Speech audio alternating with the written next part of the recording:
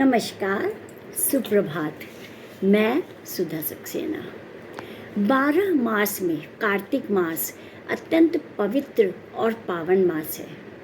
वर्षा ऋतु के पश्चात कार्तिक मास में जब वातावरण स्वच्छ हो जाता है और चंद्र किरण अपनी औषधीय किरणों के साथ पूरे वातावरण पर छा जाती हैं, तो मानव में एक नवीन चेतना जागृत हो जाती है और कार्तिक मास की शुक्ल पक्ष की एकादशी देवोत्थान एकादशी या प्रबोधिनी एकादशी कहलाती है।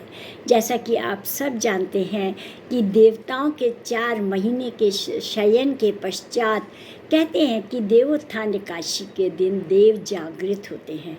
उसका तात्पर्य यही है कि हमारे पूरे कार्तिक मास में जो बाहर निकल करके हर पर्व की पूजा का विधान है, वो यही है कि दैवीय किरणें चंद्र की दैवीय औषधीय किरणों का पान करके मानव स्वस्थ और हृष्ट पुष्ट होता है। और देवोत्थान एकादशी या प्रबोधिनी एकादशी जिसे हम कहते हैं, वो नारी सम्मान का पर्व है। आइए आज प्रबोधिनी एकादशी के बारे में ही कुछ चर्चा करते हैं। कार्तिक शुक्ल पक्ष की एकादशी को देवोत्थान या प्रबोधिनी एकादशी कहा जाता है। धार्मिक मान्यताओं के अनुसार इस दिन भगवान विष्णु योग निद्रा से 4 महीने के बाद जागते हैं और सृष्टि का पुनः संचालन करते हैं। प्रबोधन शब्द का आशय ही है जागृत होना, यथार्थ ज्ञान और पूर्ण बोध होने से है। प्रबोधिनी एकादशी का तात्पर्य ही है यथार्थ ज्ञान और पूर्ण बोध होना। स्पष्ट है कि किसी भी व्यक्ति के खुद के हाथ में है कि वह अपने भीतर भी देवत्व जागृत करे, क्योंकि ज्ञान जीवन में हर पल हासिल किया जा सकता है। जीवन के बारे में ज्ञान होते ही काम, क्रोध, मद, लोभ, ईर्ष्या, द्वेष आदि अंधकार से मुक्ति मिल जाती है और जीवन भगवान विष्णु के वैकुंठ या सत्यलोक जैसा आह्लादकारी हो जाता है। इस दिन तुलसी से भगवान विष्णु का विवाह होता है। ब्रह्मांड में भगवान सूर्य को विष्णु का रूप माना जाता है।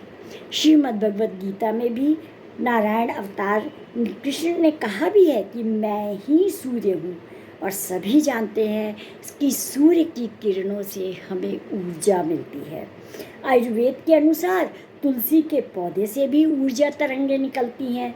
तुलसी के पेड़ की परिधि के 200 मीटर दूरी तक चारों ओर तक उसकी ऊर्जा तरंगें निकलती हैं। आध्यात्मिक ग्रंथों में कहा गया है कि जहाँ तुलसी के पेड़ होते हैं वहाँ आकाशीय बिजली नहीं गिरती है, वह परावर्तित हो जाती है। सूर्य की किरणों तथा धरती पर स्थित किरणों में आपसी सामंजस्य विवाह बंधन जैसा है। प्राचीन काल में विवाह का स्वरूप बड़ा विकृत था। ताकत के बल पर किसी भी नारी को बलपूर्वक अपनी पत्नी बना लेने की प्रथा थी। पुराणों में जलंधर, शंखचूड़, शंखासुर, शंखचूड़ नामक दैत्यों की कथा है। इन सब ने तुलसी को बलपूर्वक पत्नी बना लिया था।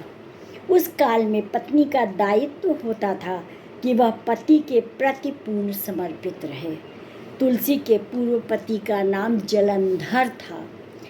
वृंदा के सतीत्व से जलंधर महाबली हो गया था। बल की प्रवृत्ति है कि वह ज्ञान का अपहरण कर लेता है और अहंकार को जन्म दे देता है। भगवान विष्णु का जलंधर का रूप धारण करना शठ के शठता का उदाहरण तथा नारी के सम्मान का सूचक है।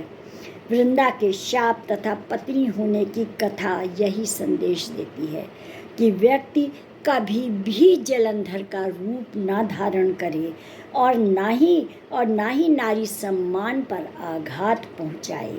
इस प्रकार आश्वासन मिलते ही तुलसी शालिग्राम के रूप में विष्णु जी से विवाह होता है। शालिग्राम एक विशेष प्रकार का पत्थर है जो हिमालय और गंडकी नदी में पाया जाता है। इस एकादशी तिथि से विवाह आदि शुभ कर्म और अनुष्ठान शुरू हो जाते हैं। तो इस प्रकार से एकादशी, ये प्रबोधिनी एकादशी की कथाएं नारी सम्मान को इंगित करती हैं। हमारी संस्कृति में कोई भी चीज़, कोई भी कथा, वो कथा नहीं बल्कि वो हमारा इतिहास है, जो कि हमें अतीत से सीखने की शिक्षा देती है। तो आज इतना ही। आप सब ने मेरे चैनल को लाइक और सब्सक्राइब किया, उसके लिए आपका अतिशय धन्यवाद। नमस्कार।